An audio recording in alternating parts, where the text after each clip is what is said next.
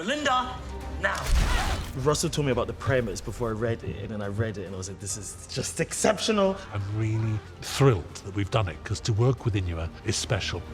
I've been writing this for years in my head. What I love is the way that he's tied in all of the different storytelling gods and the connection between gods and humans. Spinning a story out of that is amazing. Black barbers, they're renowned for stories. So the fact that they've used this as the jumping off point is amazing. Who's next? To actually take all these concepts, the TARDIS and Belinda and the gods and the storytelling into Inua's world, it's been a real privilege.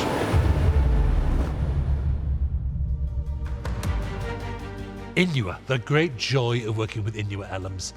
I went to the National, I saw his play, The Barbershop Chronicles, and I went to see that and I loved that play. So I wanted to work with Inua. I thought that's a great mind. I couldn't stop thinking, what about if the Doctor walked into that barbershop? It's one of the great joys of my life that we've made this work. Mama! Doctor, hey, told you he would come. The stage play was called Barbershop Chronicles, and it's tangentially related to this, but none of the characters in that play are here. So these are all new characters with a little hint towards the world of my play. The only thing that exists in both as a connective tissue is the idea of telling stories, the idea of camaraderie and brotherhood between the men. So you haven't come in years. And standards have slipped. Damp and misty outside, dusty in here. It's not me. New management. Welcome. Like the fact that it's all based around stories and passing on stories, which is such a human thing to do, very, very African thing to do. Everything is about stories. And barber shops and salons are such important places in our culture and our community. A great musician, Yo-Yo Ma, was traveling through Botswana collecting local music. I grew up in those kind of barbershops, you know what I mean? And my mother was a hairdresser.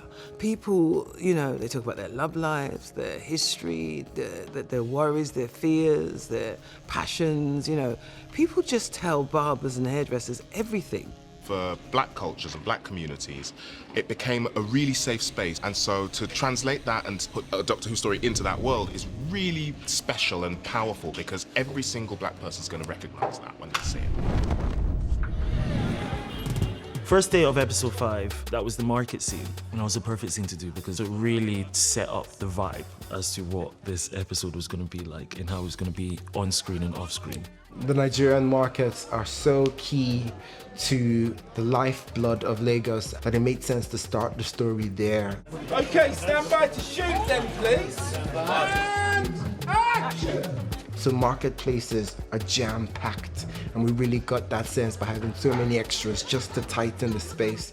And when Belinda squeezes through, you understand what she's fighting against, what it is to be a Lagosian trying to buy anything in a market. You got pay for this, though. There's no money. We're in Lagos, and it kind of feels like it too, because they've got the lights set up so it's like we're in a sunny market. It is so authentic. Like I grew up in Lagos. The attention to detail is brilliant.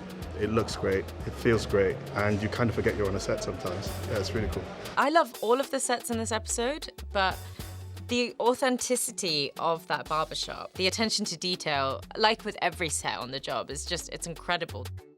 Oh, wow.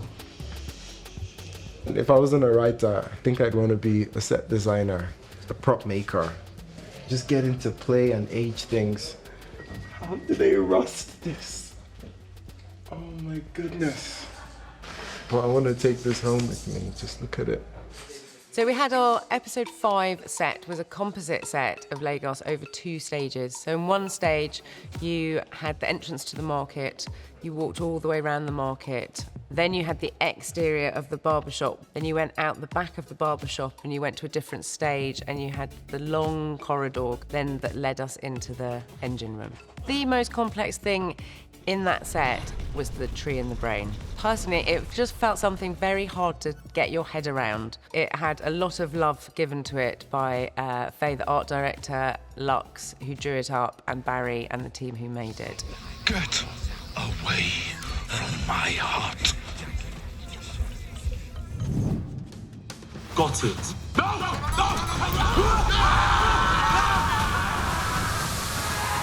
That was a fun day because it meant that I was just back on the wires. It's funny, it's sort of, as you get put into the harness, as you sort of start flying, the feeling just sort of comes, so you don't really need to act. Okay, standing by. Air on. 3, 2, 1, action! On the day, we had these wires that were attached to harnesses that were underneath our costumes, and at the right moment it was called action, and all we had to do is do exactly what we'd rehearsed, and we allowed the wire operators to lift us up. It was quite challenging for them because they had to have good core muscles, but they were very forthcoming and allowed us to kind of do it over and over again. And I think it looks great. Whilst it brought some challenges, it wasn't as complex as I thought it was going to be. But maybe that's because the people that were helping us do it were so experienced that they made it look quite easy. That felt good. That felt good. I am sorry that I couldn't take you with me.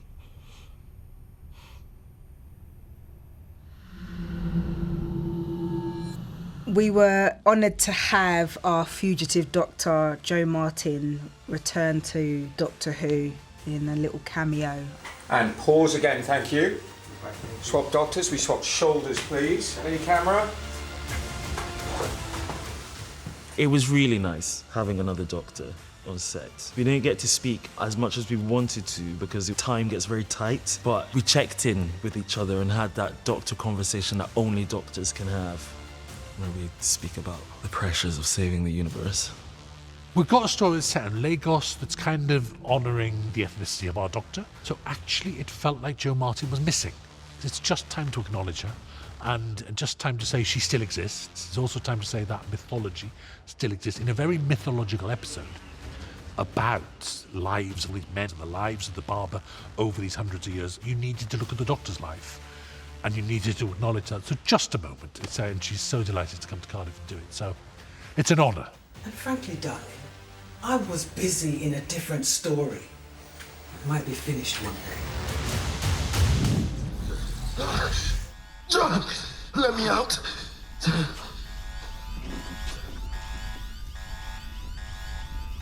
a story.